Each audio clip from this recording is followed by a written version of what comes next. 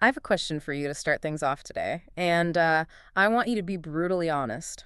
Okay, I'm ready. It's going to sound a little ridiculous at first, but just stick with me. Do you consider yourself a good person? I mean, I'd like to think so. I pay my taxes. I try to be kind to people. I go around kicking puppies. Right. The bar isn't that high, but yeah, generally I think of a decent person. Standard stuff. You work hard. Maybe you're trying to get a promotion to support your family. Sure. Maybe buy a nicer house.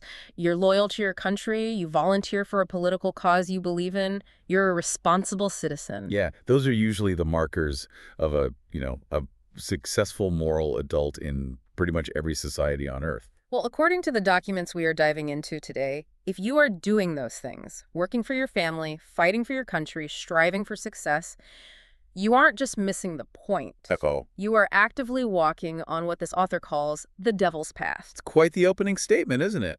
It is a massive slap in the face to basically everything we're taught to value. Welcome to the deep dive. Today we are unpacking a really fascinating and frankly quite radical set of texts by an author named Su Feng. This is definitely one of the more distinctive stacks of research we've tackled. For sure. We're looking at two main texts. Are you walking on the devil's path? And wrong consciousness buries happiness. And before we get into the gears of this machinery, we should probably set the stage. Yes, absolutely. This isn't your standard self-help book. No. The advice isn't drink more water or journal for 5 minutes.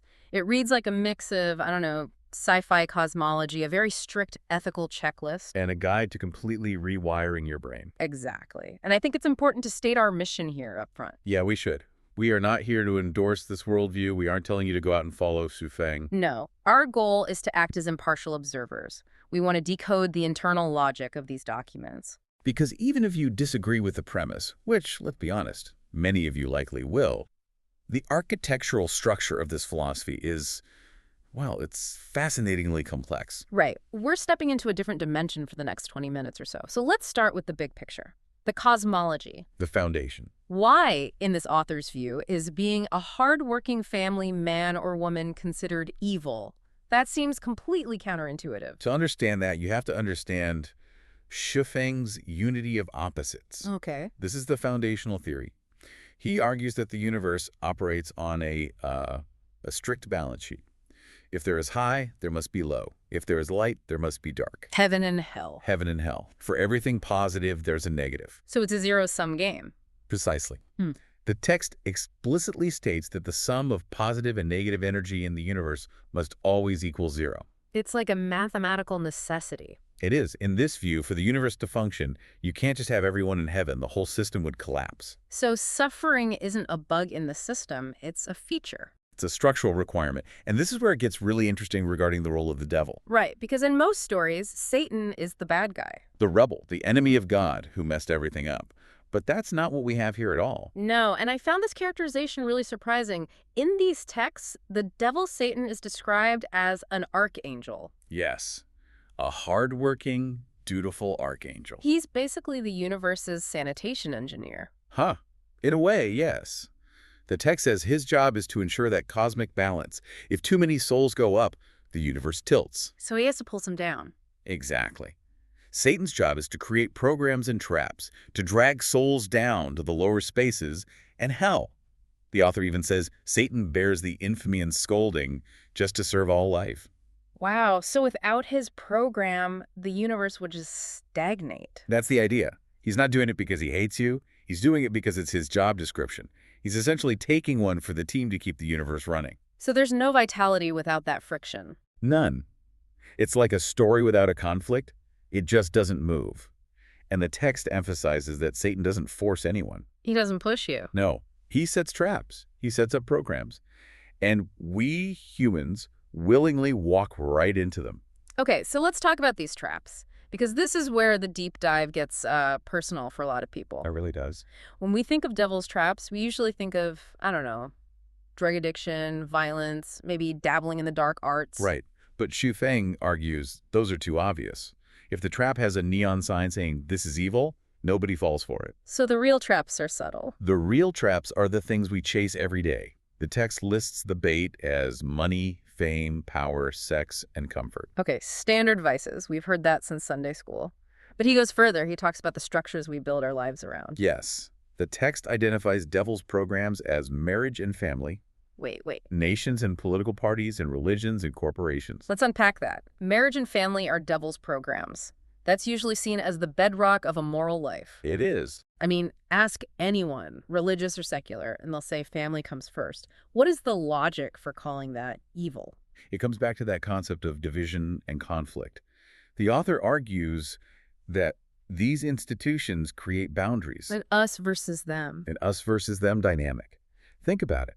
When you prioritize your family, by definition, you're prioritizing them over someone else's family. Well, sure, I need to get this food for my kids, even if it means there's less for yours. That's just survival. And Zhu Feng would argue that survival instinct, that preference, is the root of the problem. The text says when people fight for their group, whether it's a family, a nation, a party, a corporation, they inevitably engage in conflict. Yeah. It becomes, you die so I can live. So the very act of drawing a circle around a group of people and saying, these are my people and I will protect them above others, is, in this view, the mechanics of the devil. Yes, because it breeds intrigue, fighting, and competition. It disconnects you from the whole and traps you in the part. And that separation is what drags you down. That's what drags you down into the lower life spaces. That is a heavy concept. It's basically saying that loyalty is a sin. Loyalty to a subset is a sin, according to Zhu Feng.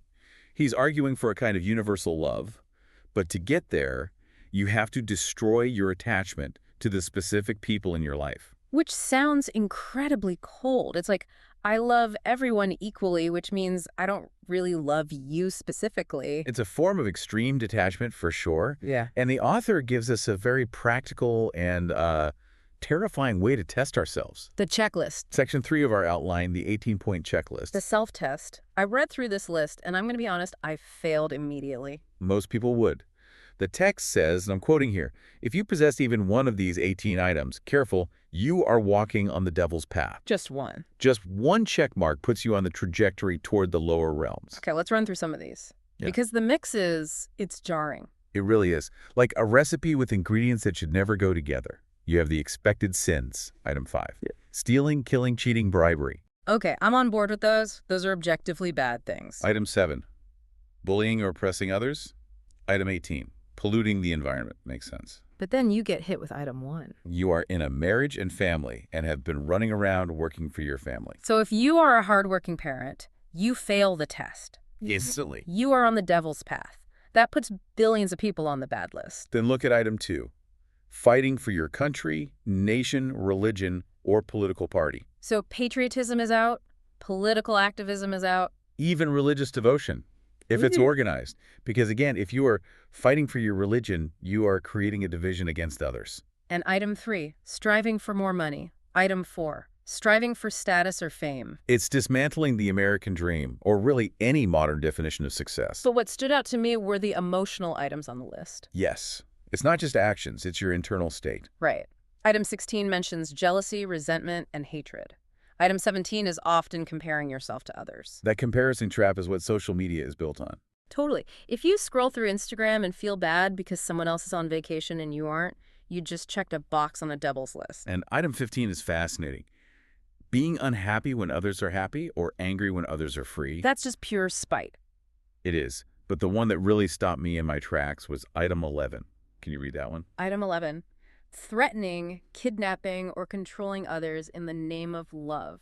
In the name of love. That is such a specific and insightful critique. It is. We see that all the time in relationships. I'm only doing this because I love you, but what you're really doing is controlling them. Exactly. Don't wear that. Don't take that job. Stay here with me.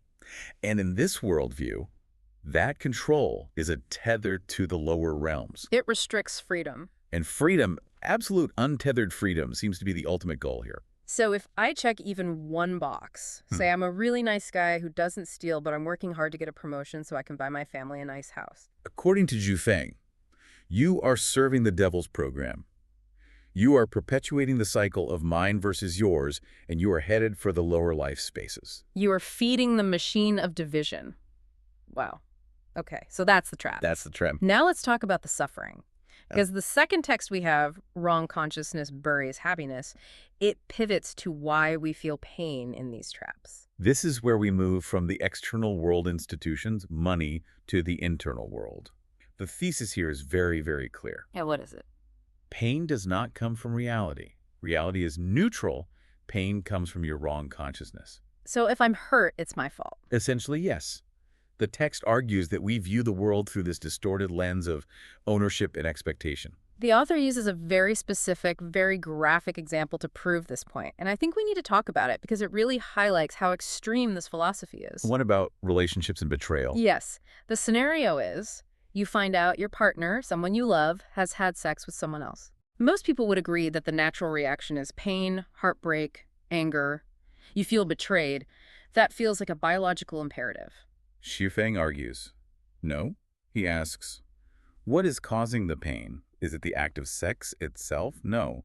He says the pain comes entirely from your possessiveness. The idea that you own the other person's body or their affection. Exactly. He calls it pitiful self-esteem and vanity. Wow. He says the right consciousness would be to see that your partner had a pleasurable experience.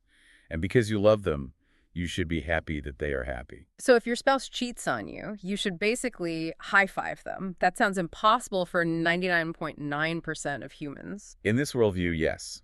If you were truly enlightened, truly dust-free, you would feel no jealousy. The text actually challenges the listener to abandon traditional moral restrictions. What he calls chastity arches. Chastity arches. It's such a vivid image, like old stone monuments to virtue that are just blocking the road. Yeah, he says those are just shackles. They are. He says if you feel pain from betrayal, it is because your consciousness is deformed. You are trying to possess a human being, and that is a violation of their freedom. It's a radical call for detachment. He says to escape the sea of bitterness, you don't change the world. You don't tell your partner not to cheat. You change your mind so that you don't care if they do. Change your consciousness. That is the only solution he offers. But I have to ask, if you detach from everything, if you don't care if your partner cheats, if you don't care if your country falls apart, if you don't care if you lose your job, do you still care about anything? That's the central tension, isn't it? The text promises a beautiful future and heaven, but it's a heaven populated by individuals who belong to no one.